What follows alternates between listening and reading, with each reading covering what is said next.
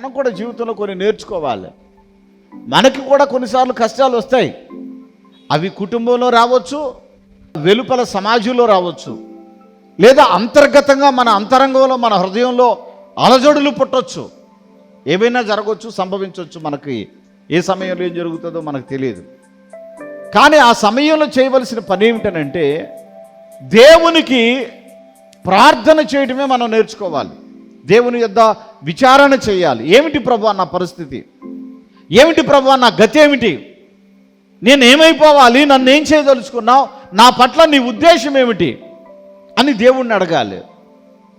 ఇది దేవుణ్ణి అడిగే అనుభవంలోనికి ఏ కుటుంబం అయితే వస్తుందో ఆ కుటుంబం నీరు కట్టిన తోట వలె ఉంటుంది. చప్పటకూడదాం గట్టిగా.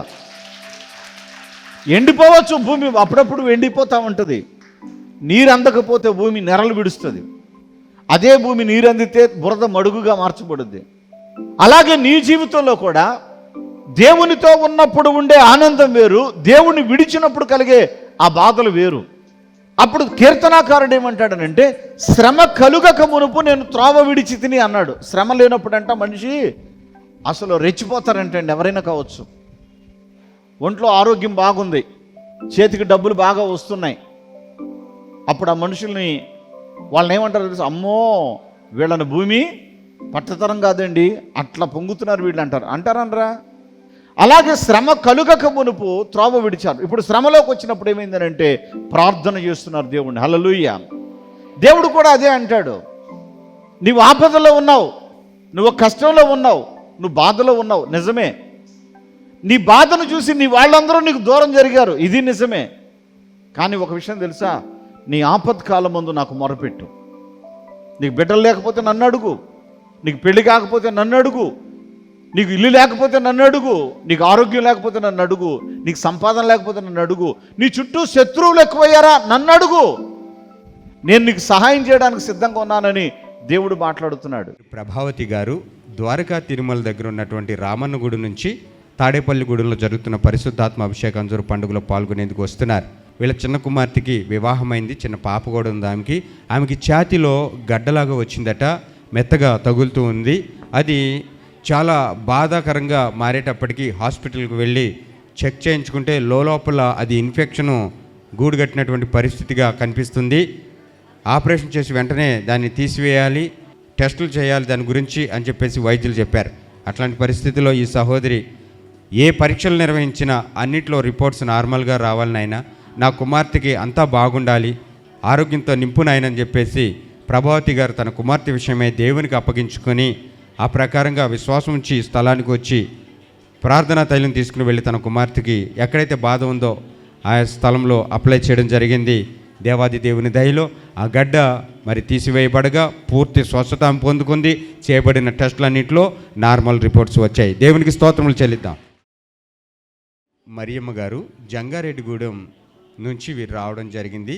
ఈమెకి గుండె బలహీనత ఉంది, ఇంకా కామెర్లు సమస్య కూడా ఉంది, ఇంకా ఈమెకి యూరిన్ ట్రాక్లో కూడా ఇన్ఫెక్షన్ ఉన్న కారణంగా కాళ్ళు బండల్లాగా వాపు వచ్చేసాయి, 2 కాళ్ళు కూడా. విజయవాడలో చూపించారు, అక్కడ కాదని చెప్పేసి ఈమెను అంబులెన్స్లో ఆక్సిజన్ పెట్టి గుంటూరు తీసుకుని వెళ్ళారు. ఈమె మహాబ్రతికితే 3 రోజులు బ్రతుకుద్ది. ఈమె శరీరం ట్రీట్మెంట్కి కూడా సహకరించే విధంగా లేదు. మీరు బెటర్ ఏంటనంటే బతికినన్నాళ్ళు మీ కళ్ళెదుట ఉంటుంది, తీసుకెళ్ళిపోండి అని చెప్పేసి అదే ఆక్సిజన్ పెట్టేసి ఇంటికి పంపించేశారట. అట్లాంటి సిచ్యువేషన్ ఈమెది, మరణంతో పోరాడుతూ ఉంది. అలాంటి కండిషన్లో వీళ్ళ మేనత్త గారు తాడేపల్లిగూడెంలో జరుగుతున్న పరిశుద్ధాత్మ అభిషేక అంజూర పండుగలో పాల్గొని దైవజనులు క్రీస్తు రాయబారి గారి చేతుల మీదుగా అంజూర ఫలాన్ని తీసుకుని వెళ్ళి చావు బతుకుల్లో ఉన్నటువంటి ఈ సహోదరికి విశ్వాసంతో ఆ అంజూర పండును పెట్టారు.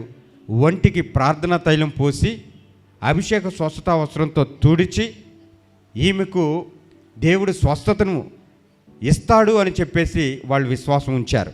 ఈ సహోదరి దేవుని యొక్క శక్తితో నింపబడిందే. తెల్లవారేటప్పటికి పూర్తి ఆరోగ్యంతో నింపబడి ఉన్నారు. దేవునికి స్తోత్రం.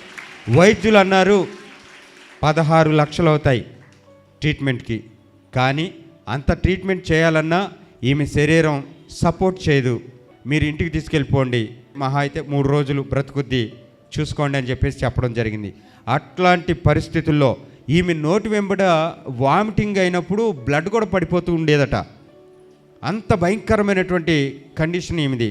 పూర్ణ ఆరోగ్యంతో నింపబడ్డారు. మరలా హాస్పిటల్కి వెళ్ళాల్సిన అవసరం లేకుండా ఈరోజుకి పూర్తి ఆరోగ్యంతో వీరు ఉన్నారు. ఈరోజు నేను ఆరోగ్యంగా లేచి తిరుగుతున్నాను, పనులకు కూడా వెళ్తున్నానండి అని చెప్పేసి సహోదరి సాక్ష్యం ఇస్తున్నారు. గట్టిగా చప్పట్లతో ప్రభుని స్తుతిద్దాం. ఎంత ఆశ్చర్యం దేవుని కార్యం. పరిశుద్ధాత్మ అభిషేక అంజూర పండుగ జరుగు స్థలముల వివరములు. విజయవాడలో ఆగస్టు 3వ తేదీ సోమవారం ఉదయం 8 గంటల నుండి జరుగును.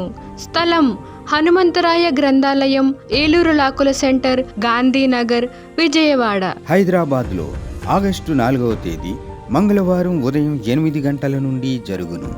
స్థలం saint Thomas Tamil church ground, alpha hotel వెనుకాల, Secunderabad railway station road, Secunderabad. ఖమ్మంలో ఆగస్టు 5వ తేదీ బుధవారం ఉదయం 8 గంటల నుండి జరుగును.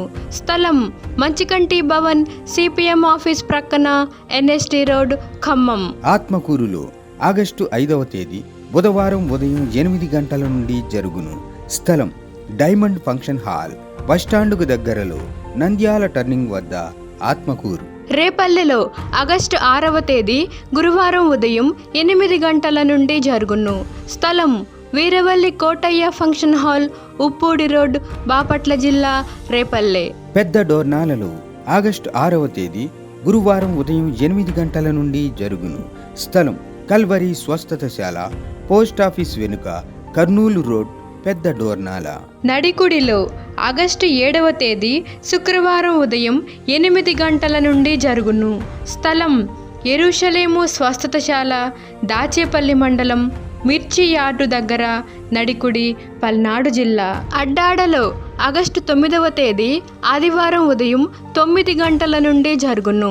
స్థలం సిలువ మిషన్ స్వస్థతశాల, గుడివాడ పామర్రు మధ్యలో, అడ్డాడ. ఒంగోలులో ఆగస్టు 10వ తేదీ సోమవారం ఉదయం 8 గంటల నుండి జరుగును. స్థలం కాపు కళ్యాణ మండపం, బస్టాండు దగ్గర, ఒంగోలు. నెల్లూరులో ఆగస్టు 11వ తేదీ మంగళవారం ఉదయం 8 గంటల నుండి జరుగును. స్థలం జీపీఆర్ గ్రాండ్, ముత్తుకూరు గేటు దగ్గర, మినీ బైపాస్ రోడ్, నెల్లూరు. నంద్యాలలో ఆగస్టు 12వ తేదీ బుధవారం ఉదయం 8 గంటల నుండి జరుగును. స్థలం JK function hall, Salim Nagar, municipal office దగ్గర, నంద్యాల. వినుకొండలో ఆగస్టు 12వ తేదీ బుధవారం ఉదయం 8 గంటల నుండి జరుగును. స్థలం గంగినేని గార్డెన్స్, నర్సరావుపేట రోడ్, పల్నాడు జిల్లా. కర్నూలులో ఆగస్టు 13వ తేదీ గురువారం ఉదయం 8 గంటల నుండి జరుగును. స్థలం వైఎంసీఏ గ్రౌండ్, రాజ్ థియేటర్ ఎదురుగా, ఆర్ఎస్ రోడ్, కర్నూలు. మాచెర్లలో ఆగస్టు 13వ తేదీ గురువారం ఉదయం 8 గంటల నుండి జరుగును. స్థలం మానుకొండ కళ్యాణ మండపం, మున్సిపల్ ఆఫీస్ దగ్గర, మాచెర్ల, పల్నాడు జిల్లా. గుంటూరులో ఆగస్టు 16వ తేదీ ఆదివారం మధ్యాహ్నం 3 గంటల నుండి జరుగును. స్థలం LEM high school ground, lodge centre, Brodipet, Guntur. తాడేపల్లిగూడెంలో ఆగస్టు 17వ తేదీ సోమవారం ఉదయం 8 గంటల నుండి జరుగును. స్థలం Renuka function hall, flyover bridge ఎదురుగా, కొండయ్య చెరువు రోడ్, కడగట్ల, తాడేపల్లిగూడెం. వైజాగ్లో ఆగస్టు 18వ తేదీ మంగళవారం ఉదయం 8 గంటల నుండి జరుగును. స్థలం సుబ్బలక్ష్మి కళ్యాణ మండపం, శ్రీకన్య థియేటర్ ఎదురుగా, railway new colony, Subbalakshmi Nagar, Visakhapatnam. కాకినాడలో ఆగస్టు 19వ తేదీ బుధవారం ఉదయం 8 గంటల నుండి జరుగును. స్థలం universal community hall, Mohammed Ali street, Gandhinagar, Kakinada. నర్సరావుపేటలో ఆగస్టు 19వ తేదీ బుధవారం ఉదయం 8 గంటల నుండి జరుగును. స్థలం paradise function hall, Ravipadu road, hotel 6 ఎదురుగా, నర్సరావుపేట, పల్నాడు జిల్లా. బాపట్లలో ఆగస్టు 20వ తేదీ గురువారం ఉదయం 8 గంటల నుండి జరుగును. స్థలం ఎంఎస్ఆర్ కళ్యాణ మండపం, జమ్ములపాలెం రోడ్, బాపట్ల. భీమవరంలో ఆగస్టు 20వ తేదీ గురువారం ఉదయం 8 గంటల నుండి జరుగును. స్థలం Lutheran high school ground, municipal office దగ్గర, భీమవరం. ఆదోనిలో ఆగస్టు 20వ తేదీ గురువారం ఉదయం 8 గంటల నుండి జరుగును. స్థలం international function hall, 2 town police station ప్రక్క రోడ్, ఎస్కేడి కాలనీ, ఆదోని. ఏలూరులో ఆగస్టు 23వ తేదీ ఆదివారం మధ్యాహ్నం 2 గంటల నుండి జరుగును. స్థలం గిరిజన భవన్ ఫంక్షన్ హాల్, కొత్త బస్టాండు దగ్గర, జన్మభూమి పార్క్ ఎదురుగా, ఏలూరు. రాజమండ్రిలో ఆగస్టు 24వ తేదీ సోమవారం ఉదయం 8 గంటల నుండి జరుగును. స్థలం Lutheran church ground, Janpeta, church gate, Apsara theatre దగ్గర, రాజమండ్రి. అనంతపురంలో ఆగస్టు 24వ తేదీ సోమవారం ఉదయం 8 గంటల నుండి జరుగును. స్థలం Sri Padmavathi function hall, old Ramana Ramesh theatres, old town, Anantapur. నూజివీడులో ఆగస్టు 25వ తేదీ మంగళవారం ఉదయం 8 గంటల నుండి జరుగును. స్థలం కృష్ణా విలాస్ ఫంక్షన్ హాల్, బంగినపల్లి తోట, Krishna Vilas colony, Saint Thomas high school ఎదురుగా, ఏలూరు జిల్లా, నూజివీడు.